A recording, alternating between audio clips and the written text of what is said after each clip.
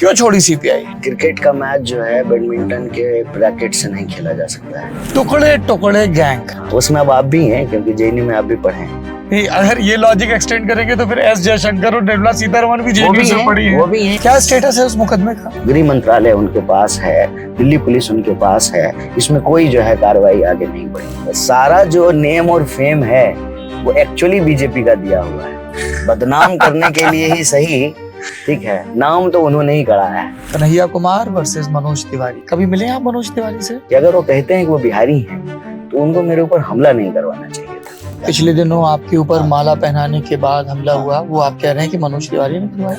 मनोज तिवारी के साथ हुआ आदमी दिखता है, उनके मंच पे बैठा हुआ दिखता है। तो स्वाति मालीवाल प्रकरण पर कन्हैया कुमार का क्या स्टैंड है? मैं बिल्कुल देश में जो घटनाएं हो रही हैं उसको फॉलो नहीं कर पा रहा हूँ। जब आपके टिकट का ऐलान हुआ तब पार्टी के प्रदेश अध्यक्ष थे अरविंदर लवली, और कुछ ही हफ्तों में वो छोड़ के पार्टी वापस भाजपा में चले गए। टिकट के दावेदार वो भी थे, टिकट की दावेदार रागिनी नायक भी थी, टिकट के दावेदार अनिल भी थे। क्या है कि मैं टिकट का दावेदार ही नहीं था ना दिल्ली में, तो जो क्योंकि बेगूसराय में थे। आपकी किताब है बिहार से तिहाड़, उसमें आप लिखते हैं, धर्म को मैं नहीं मानता, लेकिन इस देश में ना मानते हुए भी एक धर्म होता है, क्योंकि मानने का लोगों के पास आमतौर पर कोई विकल्प नहीं होता। कन्हैया कुमार हवन पूजन करते दिखे, मेरी तरह आपके हाथ में भी कलावा है। मेरा नाम कन्हैया है। अगर मैं जो धर्म विरोधी होता तो सबसे पहले अपना नाम बदल करके अल्फा बीटा गामा कर लेता।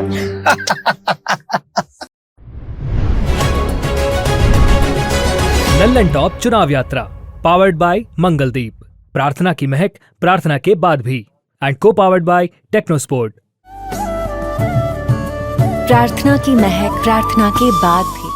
जो भी नेता नगरी कर रहा है, सबको दिल्ली जाना है बड़ी पंचायत में, पर दिल्ली के मतदाताओं को दिल्ली की बड़ी पंचायत में किसे पहुंचाना है, इस यक्ष प्रश्न का जवाब टटोलने की हम कोशिश कर रहे हैं। और उसी क्रम में अलग अलग पार्टियों के नेताओं से हम और हमारे साथी और वोटर से भी मिल रहे हैं। ये धूप में यूवी प्रोटेक्शन दे और आपको पूरा दिन बदबू रहित, ड्राई और फ्रेश रखे। टेक्नोस्पोर्ट, हर इंडियन का फ्रेश कोड। आज हम बात करेंगे उत्तरी पूर्वी दिल्ली से कांग्रेस पार्टी के कैंडिडेट कन्हैया कुमार से। उत्तरी पूर्वी दिल्ली की ये जो सीट है, इससे पिछली 2 बार से बीजेपी के टिकट पर मनोज तिवारी चुनाव जीत रहे हैं। 2019 में उन्होंने कांग्रेस के टिकट पर लड़ी शीला दीक्षित, और आम आदमी पार्टी के टिकट पर लड़े दिलीप पांडे को हराया, और 2014 में शिकस्त दी थी उन्होंने दूसरे नेताओं को। उससे पहले जेपी अग्रवाल यहाँ से चुनाव लड़ चुके हैं और जीत चुके हैं। वो कांग्रेस पार्टी के टिकट पर थे, अभी चांदनी चौक की तरफ से चुनाव लड़ रहे हैं। कन्हैया कुमार हमारे साथ हैं, आइए शुरू करते हैं बातचीत। पिछली बार जब हमने आपने बात की थी लोकसभा चुनाव में, तब साल 2019 का था, जगह बेगूसराय थी। आपसे बात करने के पहले कन्हैया मेरा भैया मैं बलराम, वो वीडियो अभी तक वायरल है, लोग पूछते हैं कहाँ मिल गया। पर तब आप सीपीआई के नेता थे कन्हैया कुमार, क्यों छोड़ी सीपीआई?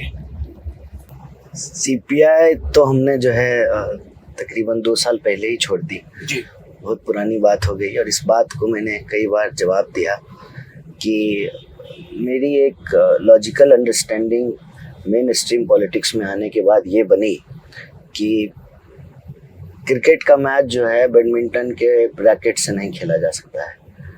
कहने का तात्पर्य ये है कि बीजेपी जितनी बड़ी ताकत है, जितनी बड़ी शक्ति है, जितना उसका देश के अंदर प्रभाव क्षेत्र है, और जिस तरह से वो इलेक्शन को मैनेज कर रही है या मिसमैनेज कर रही है, लेकिन अपने पक्ष में कर रही है, तो देश की सबसे बड़ी विपक्षी पार्टी के साथ और देश के विपक्षी चेहरे के तौर पे भाजपा के खिलाफ और देश के लोगों के मुद्दों पर सबसे ज़्यादा मुखरता से बोलने वाले नेता राहुल गांधी के साथ मिल करके काम करना चाहिए।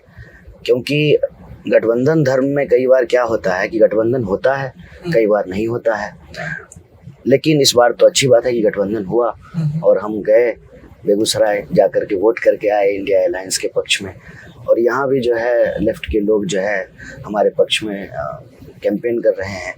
लेकिन यह ज़रूरी नहीं है, कई बार नहीं होता है, तो हमने ये समझा लॉजिकली कि जब लड़ाई एक ही है और रास्ता भी एक ही है, कॉन्स्टिट्यूशनल डेमोक्रेसी में जो कुछ भी होना है इलेक्टोरली ही होना है। कहते हैं कि भारत में हर बदलाव जो है वो बड़ा साइलेंट होता है, वोट के माध्यम से होता है।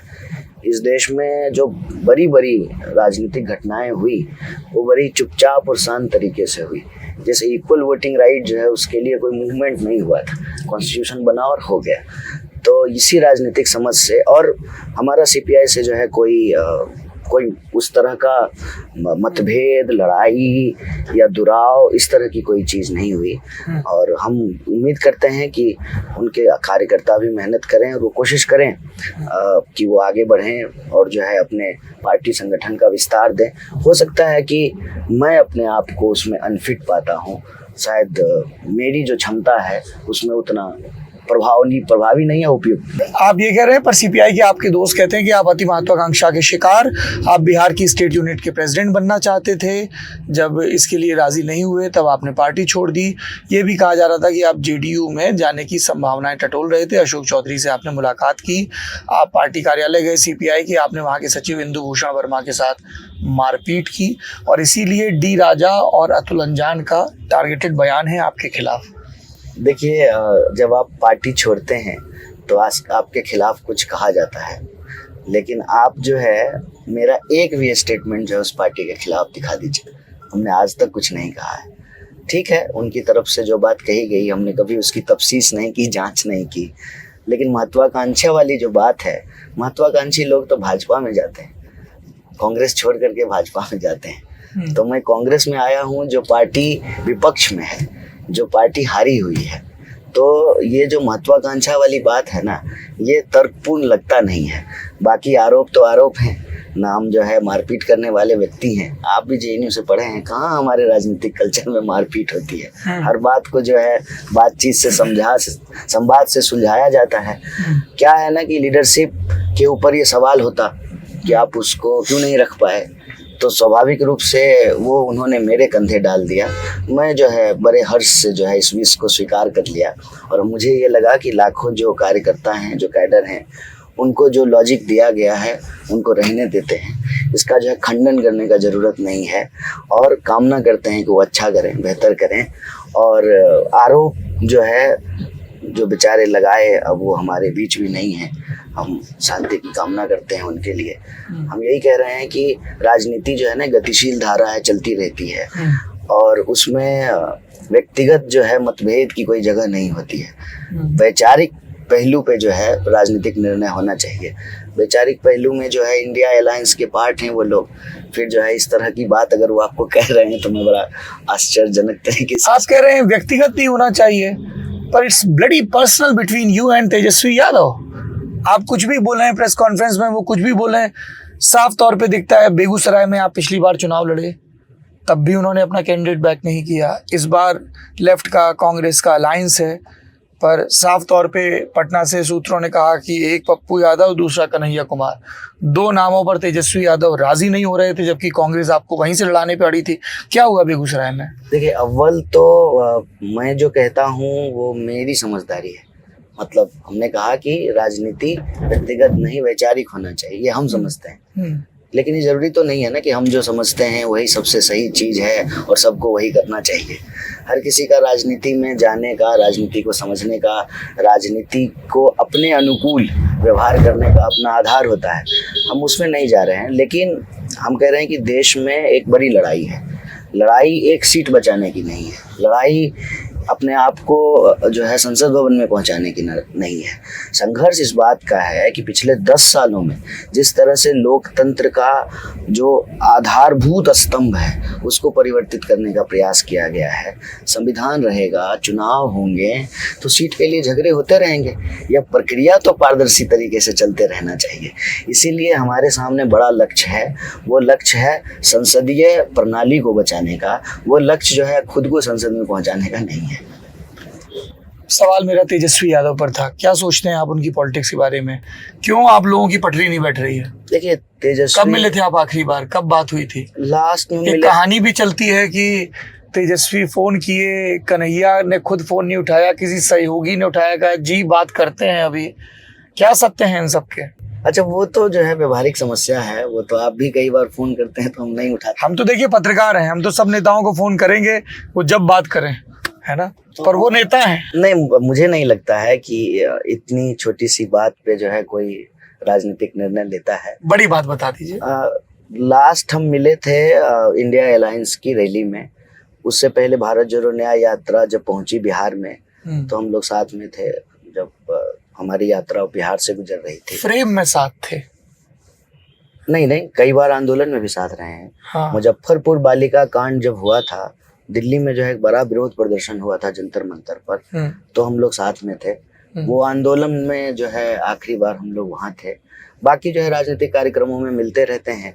अब लोग बोलते हैं, अब आप लोग तो चीज़ों को अपने तरीके से रखते हैं या लोग भी रखते हैं, लेकिन सच्चाई ये है कि फ़ोन नहीं उठाने से जो है कोई आदमी नाराज़ हो या जो है हमको जो है एक सीट नहीं मिलेगा तो हम नाराज़ हो जाएंगे, ऐसी कोई बात नहीं है। हम लोग जो है अभी एक ही लड़ाई लड़ रहे हैं। पर सीट क्यों नहीं दी फिर उन्होंने बेगूसराय की आपको? सीट उनका जो है ना, वहाँ की जो स्थिति है उसका उन्होंने कैलकुलेशन किया होगा। कांग्रेस पार्टी के पास जो है वहाँ पे एक भी एमएलए नहीं है, सब जो है बहुत क्लोज मार्जिन से हार गए। तो शायद उन्होंने अपने दिमाग में ये तर्क रखा हो कि सीपीआई के 2 एमएलए हैं, उनको ये सीट दिया जाए। और इंडिया अलायंस के जितने भी पार्टनर हैं, सबको अगर सीट देना है तो हर किसी को कहीं ना कहीं तो एडजस्ट करना पड़ेगा ना। तो जो है सीपीआई को वो सीट मिली है और हम उम्मीद करते हैं कि वो अच्छा चुनाव लड़े हैं, वो चुनाव जीतें और जो है इंडिया अलायंस को जो है एक सीट मिले, एक सीट बढ़े, तो नंबर वहाँ से बढ़ करके आए और बीजेपी का घट करके आए, ये इम्पोर्टेंट है। उस नंबर पे, उस सीट पे कोई भी व्यक्ति जा रहा हो, ये ज़्यादा महत्वपूर्ण नहीं है। ये आखिरी सवाल है बिहार से जुड़ा, क्योंकि आप बिहार से आते हैं, बेगूसराय से। कांग्रेस ने जिस बरस यूपी और बिहार गंवाया, उस बरस दिल्ली पे उनकी दावेदारी कमज़ोर हो गई 1989। एक बार वो अपने तय 200 पार कर पाए 2009, और तब भी उनकी टैली कुछ दुरुस्त हुई थी यूपी बिहार में। सब कहते हैं जब तक वो यूपी बिहार का किला फतेह नहीं करेंगे या अपनी खोई ज़मीन हासिल नहीं करेंगे, उनका भविष्य नहीं। बिहार में कांग्रेस के मुखिया अखिलेश सिंह, पटना में सब लोग कहते हैं अखिलेश सिंह वही करते हैं जो लालू प्रसाद यादव चाहते हैं, और उन्हीं की कृपा से वो राज्यसभा पहुंचते हैं। प्रियंका गांधी क्या चाहती हैं उसका बहुत वजन है नहीं, क्योंकि इलेक्टोरली मजबूत नहीं है, इसलिए ना कन्हैया का टिकट हो पाता है, ना पप्पू यादव का टिकट हो पाता है। आपको क्या लगता है कांग्रेस का रिवाइवल बिहार में कैसे होगा? क्योंकि अब तक तो वो पिगी राइड कर रही है आरजेडी के ऊपर। देखिए, इसमें ना 2 चीज मिला हुआ है। एक है देश की राजनीतिक परिस्थिति और दूसरा है कांग्रेस की सांगठनिक हालत।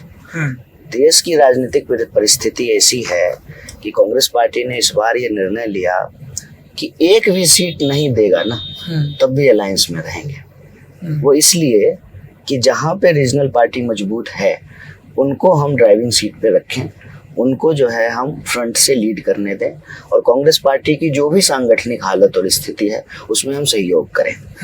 अब दूसरी जो बात है सांगठनिक हालत की, आप बिल्कुल ठीक कह रहे हैं कि हिंदी पट्टी में खास करके बिहार यूपी में कांग्रेस पार्टी कमज़ोर हुई।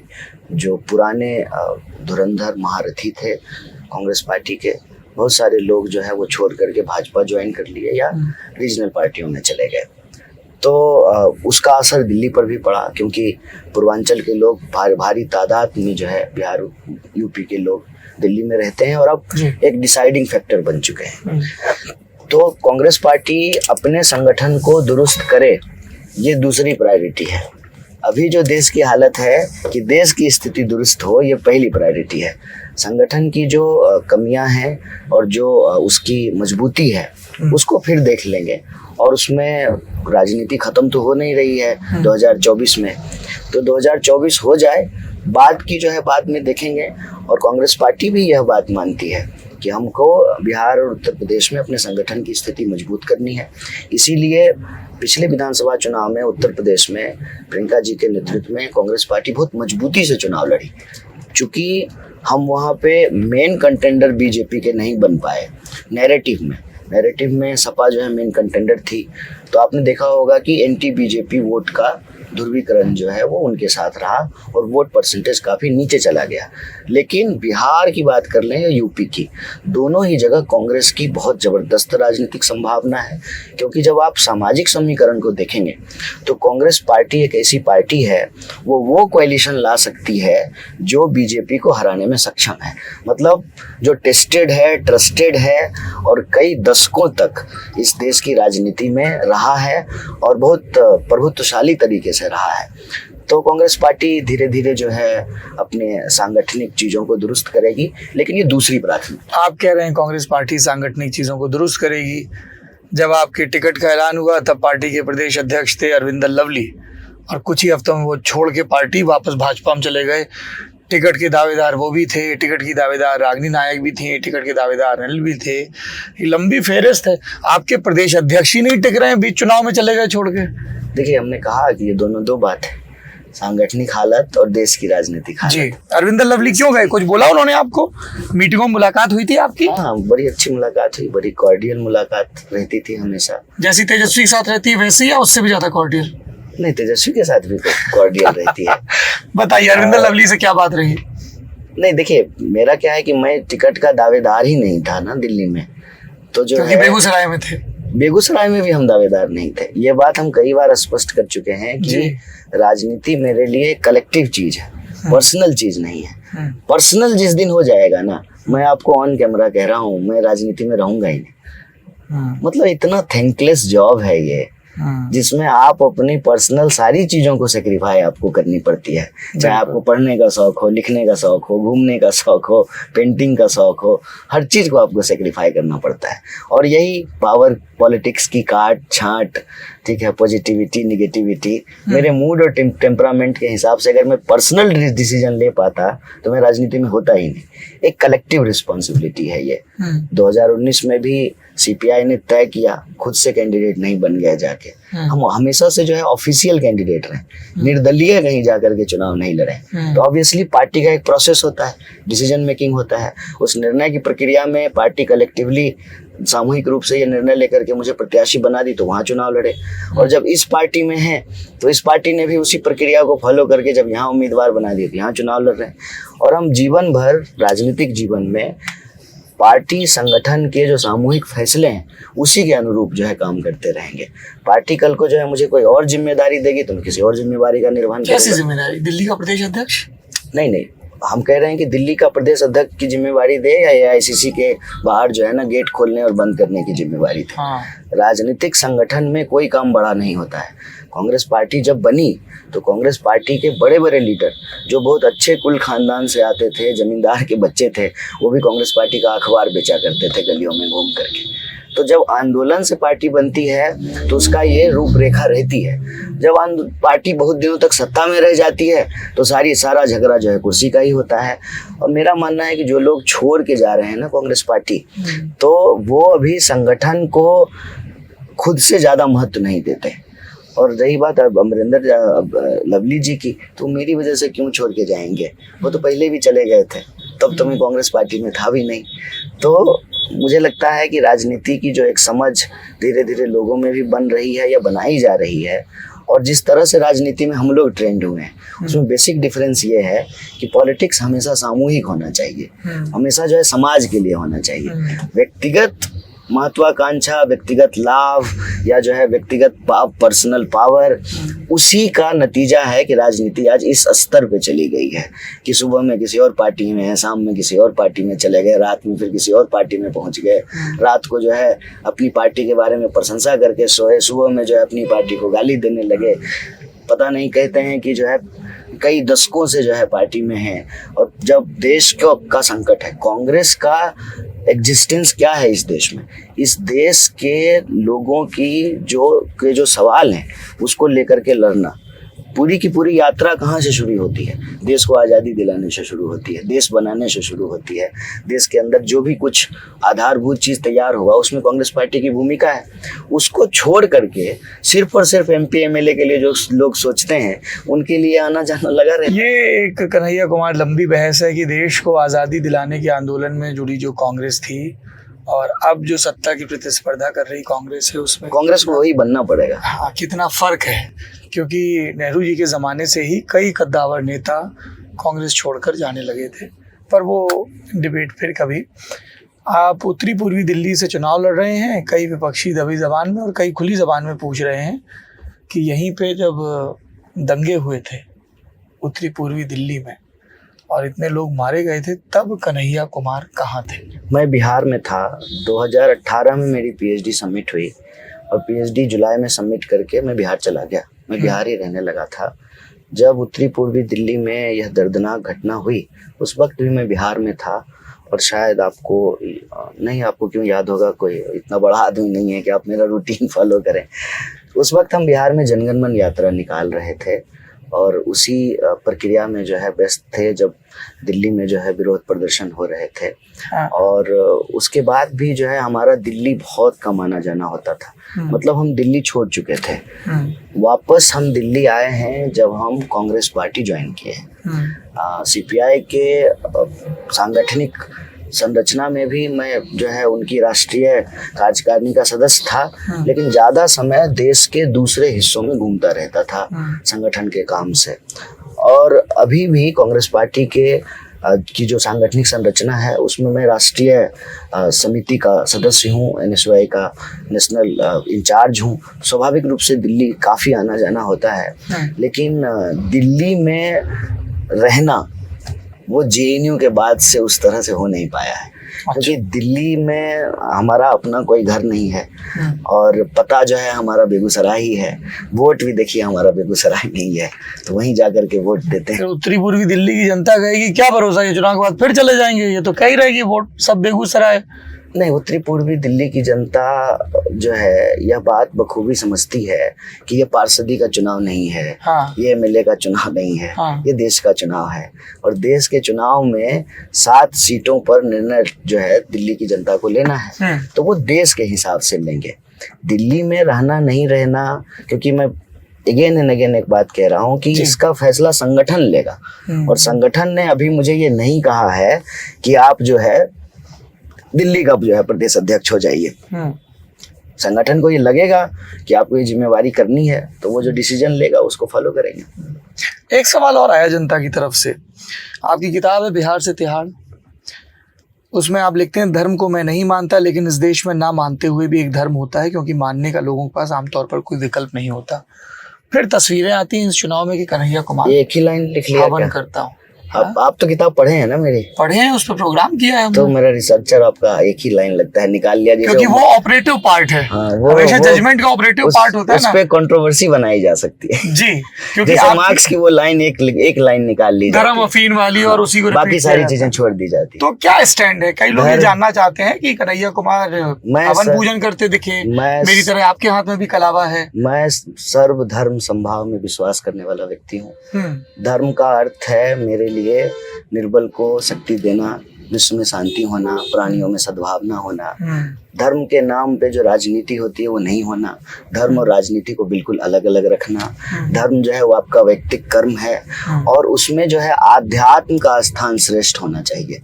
पाखंड का, पोंगा पंथ का स्थान श्रेष्ठ नहीं होना चाहिए। क्योंकि जब तक आप धर्म के आध्यात्मिक मूल को नहीं समझते हैं तो आप प्राणियों में सद्भावना की बात कर ही नहीं सकते, विश्व में शांति की बात नहीं कर सकते। अच्छा, आप पूरा वो रिपीट कर रहे हैं जो मंदिरों में उद्घोष होता है। हाँ, तो क्योंकि आपने कलावा दिखाया ना, तो मैं पहली बार नहीं पहना हूँ ना, इसलिए मैं कह रहा हूँ। नहीं, मेरा काम है पब्लिक डोमेन में कन्हैया कुमार जो भी सवाल है जिस भी कैंडिडेट पे वो सब पूछना। बिल्कुल।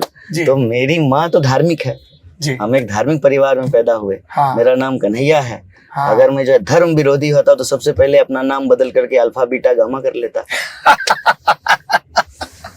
तो आपके नाम से ही आपका धर्म पता चलता है ना जी। लेकिन मैं अपने भाषणों में बोला करता था कि RSS जब राम का नाम लेती है या बीजेपी जब लेती है तो उसके राजनीतिक पक्ष होते हैं, लेकिन मेरी माँ, मेरी दादी, आपके परिवार के लोग, साधारण गांव समाज में रहने वाले लोग, देश के लोग जो धर्म में राम जी का उद्घोष करते हैं तो उसका कोई राजनीतिक उद्देश्य नहीं होता। ये फर्क होता है। और ये तो मैं किताब लिखने से पहले से बोल रहा हूँ। मेरे जो है JNU के स्पीचेज में ये रहता था। मैं कभी भी जो है ना नास्तिकता को भी उस तरह से दावा नहीं किया हूँ कि वो अपने आप में एक धर्म बन जाए। हाँ, एक रिजिडिटी आ जाए। हाँ, आप इतना कह सकते हैं कि मुझे नहीं मालूम कि कोई शक्ति है कि नहीं है, कौन चला रहा है, लेकिन धर्म का जो स्वरूप प्रस्तुत किया गया है सभी धार्मिक ग्रंथों में, उसमें तो मानवता की ही बात है, प्रेम की ही बात है, एकता की ही बात है।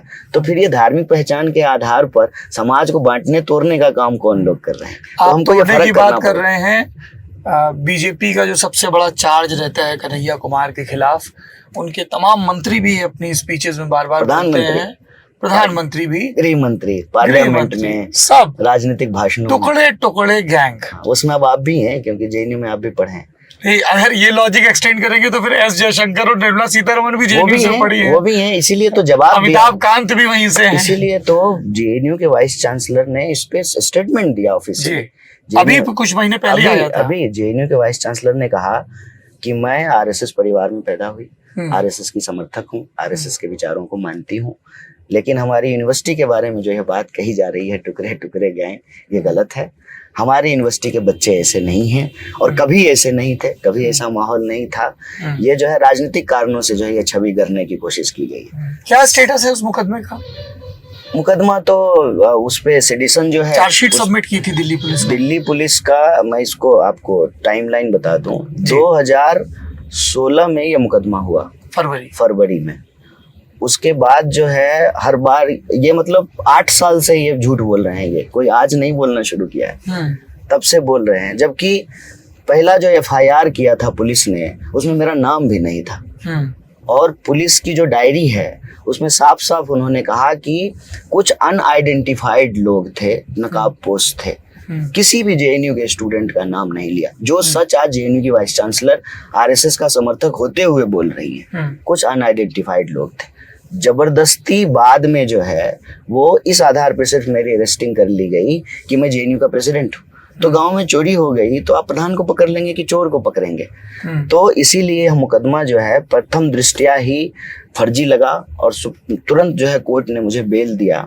उसके बाद जो है पहले एंट्रीम बेल दी, तुरंत परमानेंट बेल दे दिया। उसके बाद जो है मैं बोलता रहा पब्लिक डोमेन में कि आप सबूत तो दीजिए, मैंने गलती की तो मुझे जेल में डाल दीजिए। और यह सरकार जो है बिना सबूत के लोगों को जेल में डालती है। कुछ अगर हम गलती किए होते तो ये मुझे जेल में नहीं रखते। मैं बोलता रहा, कोई उस पर एक्टिविटी नहीं हुई, मुकदमा यूं का यूं पड़ा रहा। चुनाव के ठीक पहले जब मेरा कैंडिडेचर अनाउंसमेंट हुआ 19 की, ये 5 साल पहले की बात है, आनन फानन में जो है दिल्ली पुलिस ने चार्जशीट फाइल किया, क्योंकि उस वक्त भी यही बहस बीजेपी की तरफ से खड़ा किया गया, जो सेम टेप रिकॉर्डर ये आज बजा रहे हैं ना, कि पिछले चुनाव में भी बजाए थे। आनन फानन ने चार्जशीट किया और आज तक जो है उस पर चार्ज फ्रेम नहीं हुआ है। सुप्रीम कोर्ट ने 101 जो सेडिशन का है, जो राजद्रोह का मुकदमा है, उस पर ऑलरेडी स्टे कर रखा है, और बाकी जो है उस पर चार्ज ही फ्रेम नहीं हो रहा है। देश के दूसरे न्यायालयों में जहां इसको आधार बना करके जो पिटीशन डाले गए थे, सबके फैसले आए। जज ने जो है जो पिटिशनर थे उनको फटकार लगाई। एक तो लॉयर को जो है आर्थिक जुर्माना लगाया और कहा कि आगे से अगर इस तरह का पिटीशन करोगे तो तुम्हारा लाइसेंस छीन लेंगे। तो वो जो एक मीडिया ट्रायल किया गया, मैं अक्सर कहता हूं कि कोई अपराधी है, अगर उसने अपराध किया है तो इसका फैसला देश की अदालत में होगा, टीवी के आपकी अदालत में नहीं होगा। और ये जो तरीका बन गया कि किसी को भी पकड़ लो, बदनाम कर दो, ताकि जो है ना उसके द्वारा उठाए गए जो राजनीतिक सवाल है ना, उस राजनीतिक सवाल को गुमराह कर दिया जाए, उस राजनीतिक सवाल की जो महत्ता है, उसकी जो क्रेडिबिलिटी है, उसी को समाप्त कर दो। मतलब आप कहें कि जो है साफ सफाई होनी चाहिए, या आप कहें तो सामने वाला कहने लगा ये तो खुद नहीं नहाता है, तो 6 महीने से नहीं नहा रहा है। अरे तो मैं 6 महीने से नहीं नहा रहा हूँ, इसके सबूत तो दो। और इसमें एक और बहुत मजेदार बात आपको बताता हूँ। 10 साल से बीजेपी की सरकार है। बीजेपी के समय में ही जो है ये तथाकथित घटना हुई है, और जो है गृह मंत्रालय उनके पास है, दिल्ली पुलिस उनके पास है, इसमें कोई जो है कार्रवाई आगे नहीं बढ़ी, कोई जो है उस पर फैसला नहीं हुआ। और प्रधानमंत्री, गृह मंत्री जी अपने राजनीतिक भाषणों में इसको बोलते रहे। जब पार्लियामेंट में क्वेश्चन पूछा गया तो कहा नहीं, ऐसी कोई बात नहीं, ऐसा कोई गैंग नहीं है। जब आरटीआई करके जो है मंत्रालय से पूछा गया तो मंत्रालय ने कहा कि ऐसा कोई गैंग नहीं है। तो ये पूर्णतः एक राजनीतिक साजिश है। और बीजेपी अमूमन जो करती है अपने राजनीतिक विरोधियों के साथ, या जो लोग उसके साथ चलने से मना कर देते हैं, उसके 3 तरीके हैं उस प्रक्रिया के। पहला, आपको बदनाम करेंगे।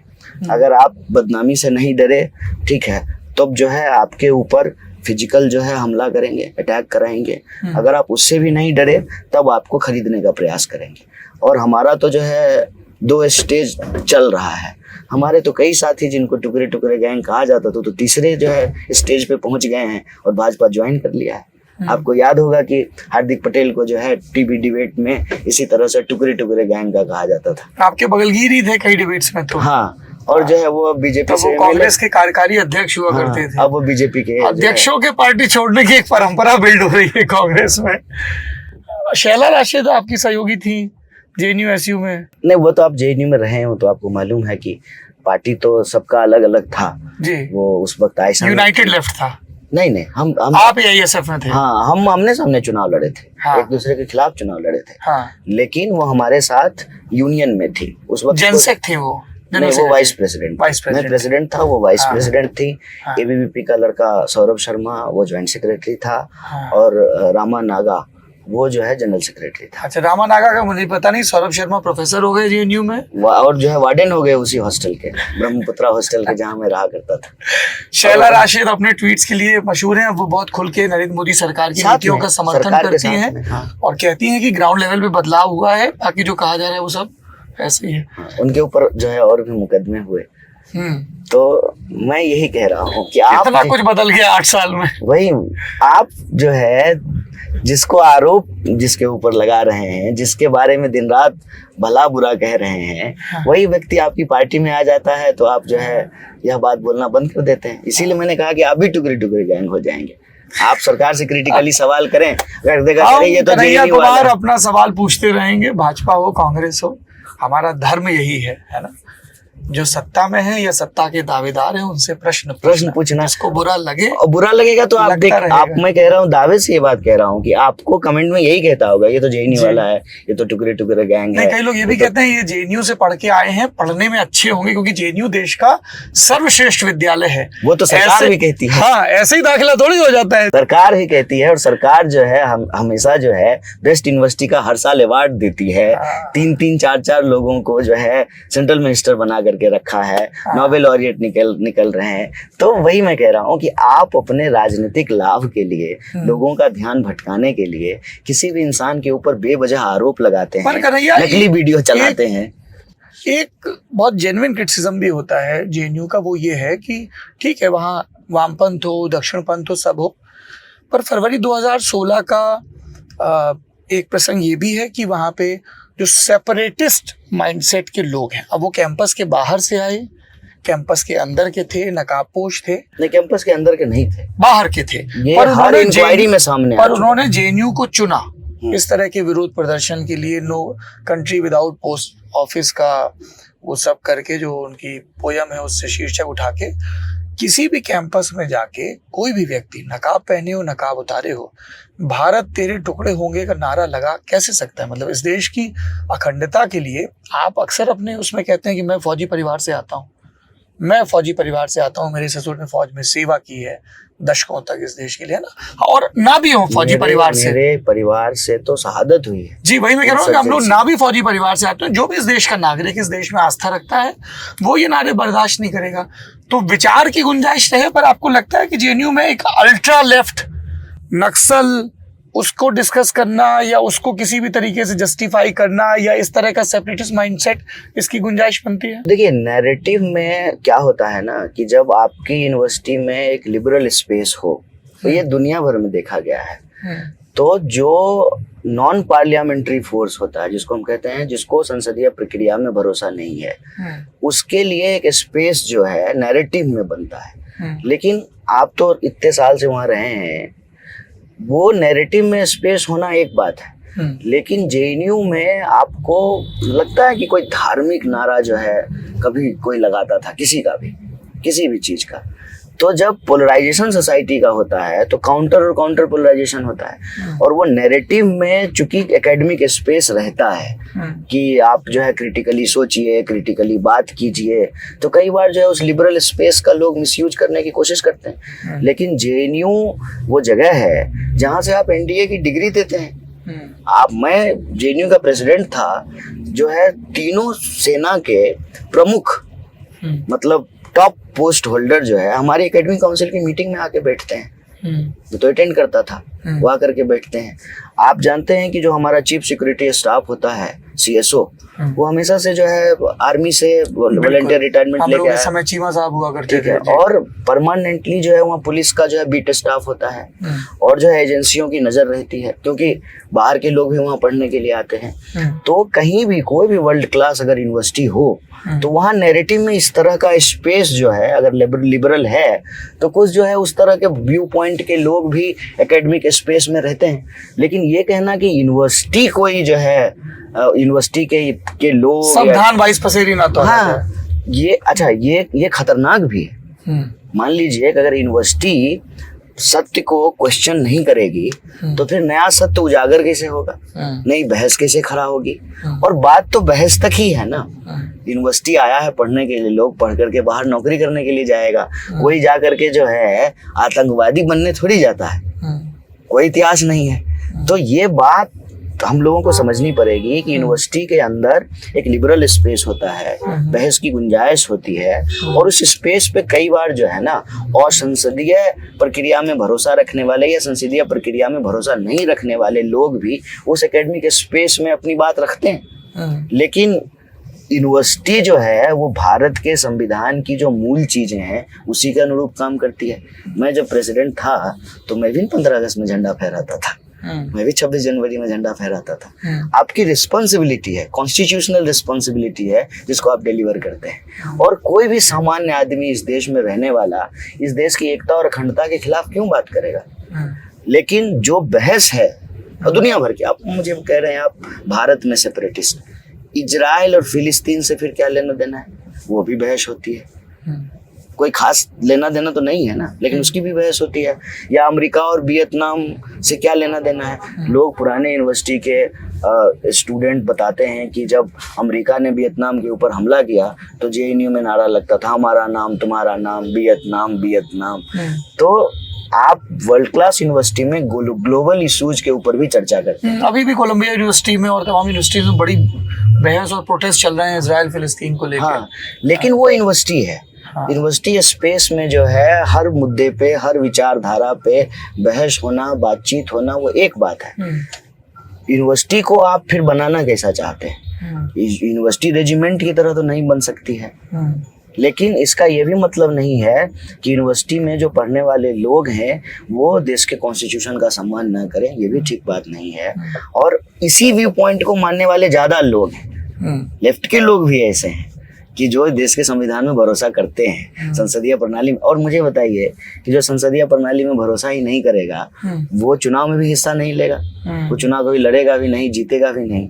आज तक जो भी चुनाव जीता है, चाहे लेफ्ट जीते, राइट जीते या NSY जीते, उन सब की जो है जो पार्टी है, जो राजनीतिक पार्टी है, वो तो चुनाव में हिस्सा लेती है, चुनाव लड़ती है। अब आप मुझे बताइए, जिस लेफ्ट के ऊपर आरोप लगता है उस लेफ्ट से तो गृह मंत्री रहे हैं इंद्रजीत गुप्ता, तो फिर या चीफ मिनिस्टर हैं पिनराई विजयन, सरकार चला रहे हैं। तो ये भी एक तो बड़ा अम्ब्रेला टर्म यूज कर लिया जाता है लेफ्ट। हाँ। उसमें जो कि इतनी धाराएं। हाँ, तो अच्छा, उसमें रेडिकल लोग हर तरह के, कई तरह के विचार है ना। लोग जो है रिलीजियस रेडिकल होते हैं, अब तो कास्ट रेडिकल भी हो रहे हैं, क्लास रेडिकल होते हैं। तो अलग अलग तरह के रेडिकल जो है एलिमेंट होते हैं जो एकेडमिक स्पेस में उसमें बहस करते हैं। लेकिन उस आधार पे पूरी की पूरी यूनिवर्सिटी को, वहाँ पढ़ने वाले विद्यार्थियों को, वहाँ से निकले लोगों को, मैं तो कहता हूँ कि कौन लोग थे, क्या हुआ, वो जांच जो है पुलिस कभी कंप्लीट नहीं कर पाई। अभी क्या स्टेटस है, चार्ज फ्रेम हो गया है? नहीं, चार्ज फ्रेम नहीं हुआ। 8 साल हो गए अभी तक चार्ज फ्रेम नहीं हुआ है। अब तो मजबूरन जाकर के मैंने कहा कि कब तक रोक करके रखेंगे। मैंने जो है एप्लीकेशन दिया कि 8 साल से जो है मुकदमा लटका रखा है, मुझे पासपोर्ट तो दो। मैं जो है बाहर जा करके जो है। आपका पासपोर्ट उनके पास जमा है? नहीं, मेरा पासपोर्ट बना ही नहीं। अच्छा, क्योंकि ये मुकदमा चल रहा है। क्योंकि ये मुकदमा बना था। हाँ, ठीक है, तो मैंने कहा कि अब तो दे दो, 8 साल हो गए। हाँ।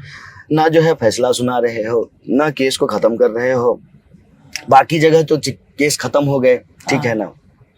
इस पे जो है कम से कम चार्ज करो, बताओ, ठीक है। अच्छा, इनको भी मालूम है, इनको अच्छे से मालूम है। इनको कैसे नहीं मालूम होगा जब जो लोग बैठ करके वीडियो नकली बनाए हैं, डॉक्टरेट किए हैं, ठीक है, उनको तो मालूम है कि सच्चाई क्या है।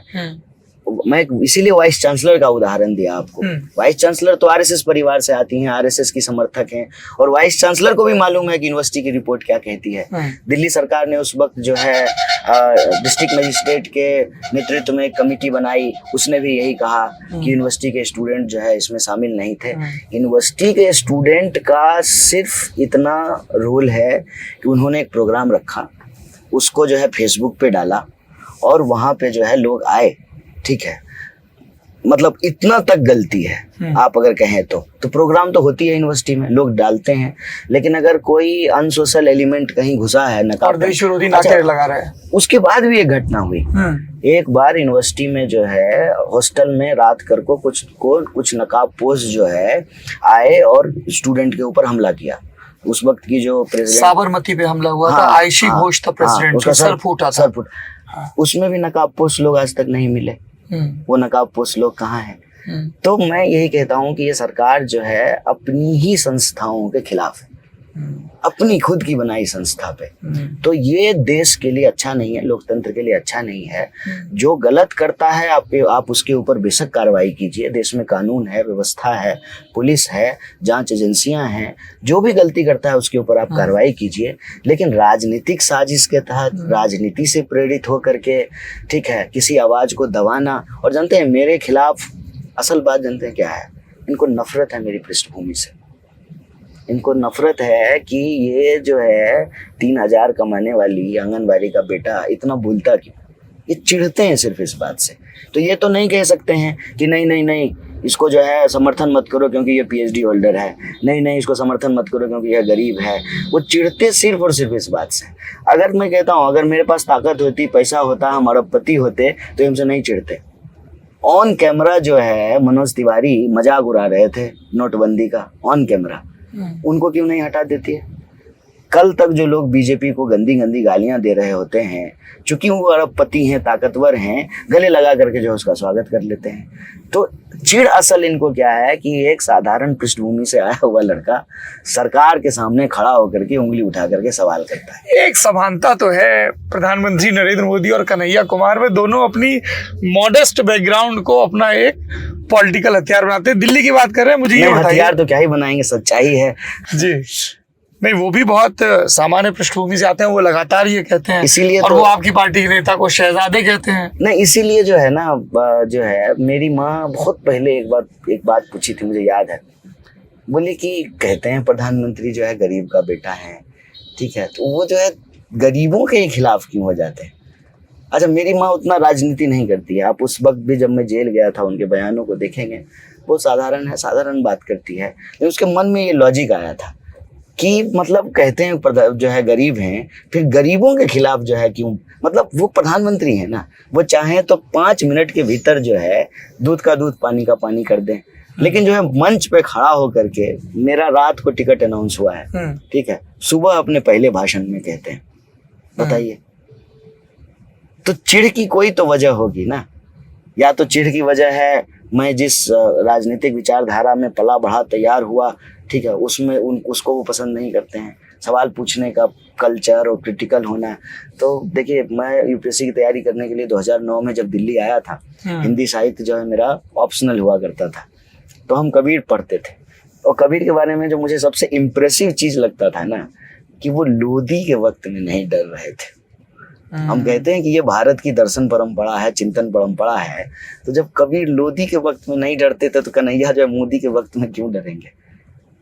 हम सिर्फ इसलिए कॉम्प्रोमाइज उनसे करने। ये भी कई ऑब्जर्वर कहते हैं कि कन्हैया कुमार की पूरी ब्रांड पोजीशनिंग ही यही हुई कि 2016 ऑनवर्ड्स कि एक टीवी को फेस मिल गया जो हिंदी बोलता है, रेफरेंसेस दे सकता है और लगातार एनडीए सरकार की, नरेंद्र मोदी की आलोचना कर रहा था। पर फिर सवाल अब ये पूछा जाता है कि एक और जो आलोचना कन्हैया कुमार की तरफ से अपेक्षित थी वो अब तक नहीं आई, स्वाति मालीवाल प्रकरण पर क्या सोचना है आपका? आप अरविंद केजरीवाल से मिलते हैं, भगत सिंह की जेल डायरी उनको गिफ्ट करते हैं, उनका परिवार आपका, उनकी पार्टी समर्थन कर रही है, लेकिन स्वाति मालीवाल प्रकरण पर आम आदमी पार्टी कॉन्ट्राडिक्टरी स्टेटमेंट दे रही है। संजय सिंह आगे कह रहे हैं विवेक कुमार ने हमला किया, आतिशी आगे कह रही हैं कि नहीं किया, स्वाति मालीवाल साजिश कर रही हैं। कन्हैया कुमार का क्या स्टैंड है? देखिए, एक तो मैं चुनाव में इन दिनों व्यस्त हूँ। कैसे हम लोग ये इंटरव्यू कर रहे हैं वो आप जानते हैं। आपको जो है फ्लाइट में जाना है, आप देर रात आए हैं। अरे वोट डालने जाना है भैया, हमारे बुंदेलखंड की तरह बुला रही है। मुझे कॉन्स्टिट्यूएंसी जानी है, तो ना मैं बिल्कुल देश में जो घटनाएं हो रही हैं उसको फॉलो नहीं कर पा रहा हूँ। मुझे इससे पहले जो है ना प्रज्वल रेवन्ना पे भी लोगों ने सवाल पूछा। एक्चुअली मुझे नहीं मालूम है, और पिछले आप हमारा 1 महीने का भाषण देखेंगे तो हमने कहीं भी प्रज्वल रेवन्ना का नाम नहीं लिया है। क्या होता है कि जब आप थोड़ा कम व्यस्त हो तो आप चीजों को फॉलो करते हैं, लेकिन मैं किसी सवाल से बचता नहीं हूँ। जब लेकिन ये भी है कि अगर मुझे पता नहीं हो ना तो मैं कहता हूँ मुझे नहीं मालूम है। मतलब झूठ बोलने से अच्छा है कि कह देना नहीं मालूम। तो मैंने एक्चुअली फॉलो नहीं किया है कि क्या घटनाक्रम हो रहे हैं। ठीक है, एक बात मैं आपको कह देता हूँ, राजनीति में ईमानदारी और शुचिता बहुत जरूरी चीज है। अगर मैं भी गलत कर रहा हूँ तो मुझे हाथ जोड़ करके गलती स्वीकार कर लेनी चाहिए, इसमें कोई दो राय नहीं है। अगर हमारी पार्टी के अंदर भी कुछ गलती हुआ हो, आपने अतुल जी का नाम लिया, अतुल जी ने जो है सनी लियोनी के बारे में जो है एक बहुत ही फूहर स्टेटमेंट दिया था, और मैं जो है मंच पे जो है उसको क्रिटिसाइज किया। आप कई बार जो है मेरे भाषणों में कांग्रेस को लेकर के जो क्रिटिकल चीजें हैं पब्लिक में बोलते हुए सुने होंगे, कई बार मैं बोलता हूँ। तो गठबंधन के जो हमारे एलाइज हैं उसमें भी जो बुनियादी मूल्य है उसके विरोध में कोई चीज होगा तो उसके खिलाफ हम बोलने से हिचकेंगे नहीं। लेकिन मुझे बिल्कुल सच में मालूम नहीं कि क्या घटनाक्रम हुए हैं। अरविंद केजरीवाल अभी तक प्रचार करने आए हैं आप लोकसभा में? नहीं, मेरी लोकसभा में नहीं आए हैं, लेकिन हम आएंगे, बिल्कुल आएंगे। देखिए, गठबंधन धर्म को हम लोग पूरी तरह से निभा रहे हैं। अपने हर चुनाव प्रचार में जाके कहते हैं कि दिल्ली में 7 सीट है, 4 सीट पे झाड़ू का निशान होगा और 3 सीटों पे जो हाथ का निशान होगा। और कल राहुल जी अपने भाषण में भी कहा कि जब मैंने उनको बताया तो उन्होंने कहा कि हाँ, ये तो गजब का कोइंसिडेंट है इस बार कि केजरीवाल जी जो है वो हाथ का बटन दबाएंगे और हम जो है झाड़ू का बटन दबाएंगे, क्योंकि जो है उनका जो निवास है वो वहाँ से कांग्रेस लड़ रही है केजरीवाल जी का, और जो राहुल जी का निवास है जहाँ उनका वोटर है वहाँ से जो है आम आदमी पार्टी लड़ रही है। उनका नई दिल्ली में पड़ता है तो सोमनाथ घाट तो हम जो है मतलब गठबंधन का पूरा धर्म निभा रहे हैं, और नीचे कार्यकर्ताओं तक जो है गठबंधन बने और मतलब बूथों पर जो है वो गठबंधन उतरे, इसकी कोशिश कर रहे हैं। और मुझे पूरी उम्मीद है, पूरा भरोसा है कि वो आएंगे। आखिरी सवाल, बिहार के 2 व्यक्ति दिल्ली की उत्तरी पूर्वी सीट पर आकर चुनाव लड़ रहे हैं, पूर्वांचल के 2 व्यक्ति, कन्हैया कुमार वर्सेस मनोज तिवारी। कभी मिले आप मनोज तिवारी से? कभी गाने सुने उनके? नहीं, गाने तो सुने हैं। देखिए, गाने तो जब बचपन में समझ में नहीं आता था तब भी सुनते थे। बाद में समझ में आया कि कब देबू कहिया देबू, समझ में नहीं आता था लेकिन सुनते थे। लेकिन ये उनका कोई गाना है? हाँ, है उनका। अच्छा, हाँ। केकरो से मलबू तो हमरे से मलवा लू ना, तो ये गाने वो गाते हैं इस तरह के, और गांव में ऐसे गाने बजते हैं। मैं सुनता था। बाद में जो है ना, जब थोड़ी समझ बढ़ी और लगा कि जो है ये गाने उपयुक्त नहीं है सभ्य समाज के लिए, तो जो है सुनना बंद कर दिया। लेकिन मैं सुनता था और मुझे वो अच्छे कलाकार लगते थे। और देखिए, मनोज तिवारी जी से मैं कभी व्यक्तिगत तौर पे नहीं मिला, क्योंकि मनोज तिवारी ऑलरेडी सेलिब्रिटी थे। फिर जो है जब हम यूपीएससी की तैयारी कर रहे थे 2009 में दिल्ली में, तो वो गोरखपुर से चुनाव लड़ रहे थे योगी आदित्यनाथ के खिलाफ, समाजवादी पार्टी के टिकट पे बीजेपी के खिलाफ लड़ रहे थे। तो वो एक स्थापित नेता हैं, 2 बार के सांसद हैं। उन्होंने तो एक मीडिया बयान में कहा भी कि जो है हम नहीं जानते हैं कन्हैया कुमार को।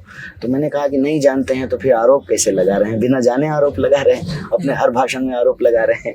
और उनको मुझे जानने की जरूरत भी नहीं है, वो तो उत्तर पूर्वी दिल्ली के रिप्रेजेंटेटिव हैं, उनको उत्तर पूर्वी दिल्ली की समस्याओं को जानना चाहिए।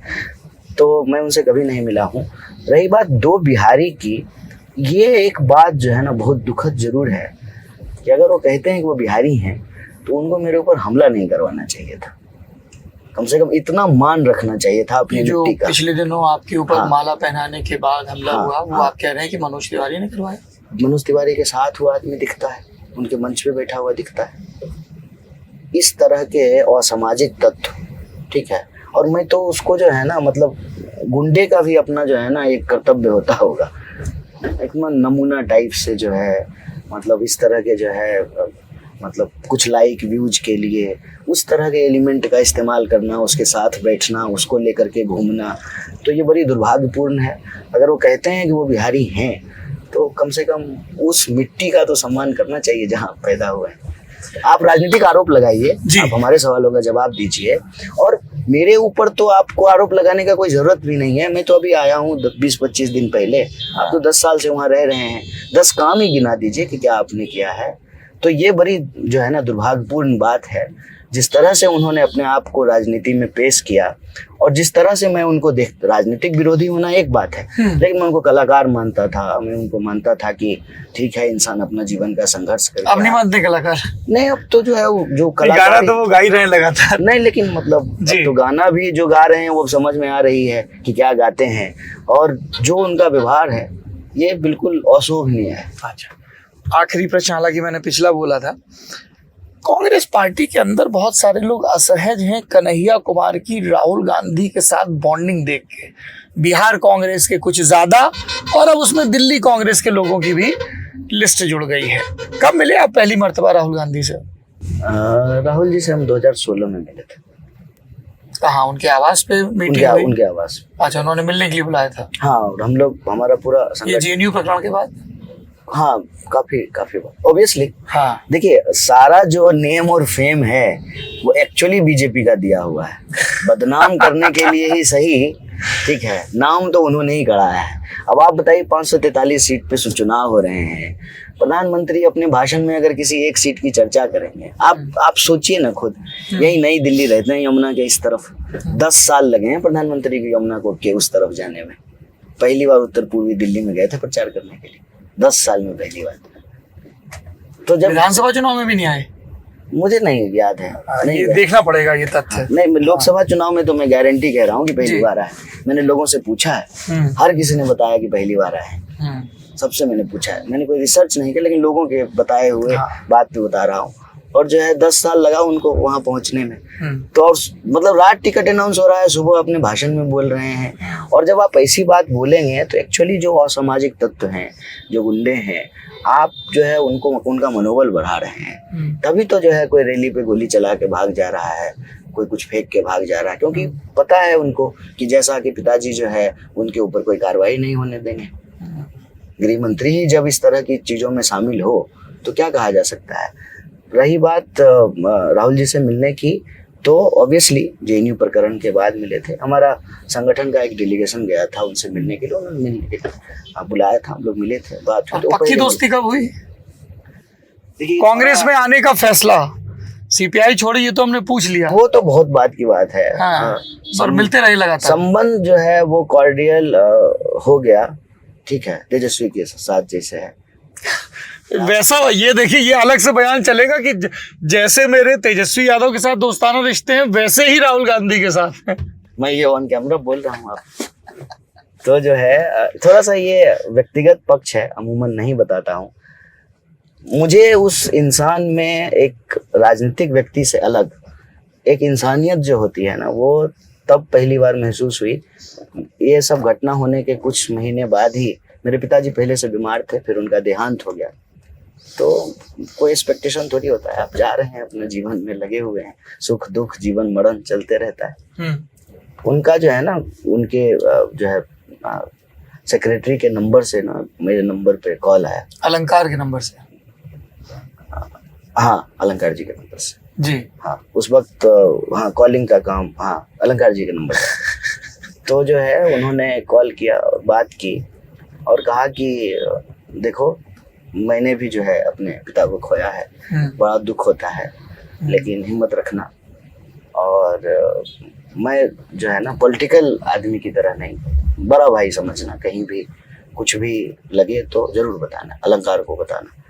तो ये जो है मुझे ना वो मानवीय पक्ष दिखा। फिर जब भी मौका मिला किसी बात पे, किसी चीज पे मिलते जुलते रहे। कांग्रेस पार्टी का जो है ज्वाइन करने का फैसला अगेन व्यक्तिगत नहीं है, राजनीतिक और वैचारिक है। और आम आदमी पार्टी या जेडीयू की तरफ से भी ऑफर था, बात चल रही थी उस वक्त? नहीं, मेरी किसी से कोई बात नहीं चल रही थी। उनकी तरफ से ऑफर था? नहीं, मुझसे डायरेक्ट किसी ने ऑफर नहीं किया तो मैं कैसे ये बड़े कहूं? लॉन्ग पॉज आ रहे हैं आपके इस रिस्पॉन्स में। देखिए, जब क्या आम आदमी पार्टी ने आपको अप्रोच किया था किसी ने मुझसे कोई इनडायरेक्टली? ऑफिशियली किसी ने आज तक मुझे इसीलिए indirectly बोला। ऑफिशियली जो है, मुझे राहुल जी ने भी कभी नहीं कहा कि कांग्रेस ज्वाइन कर लो, हाँ, कभी नहीं कहा। अनऑफिशियली कभी अरविंद केजरीवाल ने कहा आम आदमी पार्टी में आ जाओ? नहीं, अनऑफिशियली नहीं, अरविंद जी ने नहीं कहा। चर्चा राजनीतिक बैठकों में लोगों के द्वारा, मतलब आप इस बात को सिरे से खारिज नहीं कर सकते हैं कि जब मैं जेल चला गया, जेल से बाहर आया और मुफ्त की जो है पब्लिसिटी आदरणीय प्रधानमंत्री जी और उनकी सरकार ने दे दी, तो कई राजनीतिक चर्चाओं में, बातों में लोगों ने कहा कि, क्योंकि उस वक्त हम सीपीआई में भी तो एक्टिव नहीं थे ना, हम तो स्टूडेंट विंग में थे, लेकिन मैंने कहा कि नहीं, हम उसी पार्टी के साथ रहेंगे जिस पार्टी के साथ जो है ना हमारा परिवार रहा है।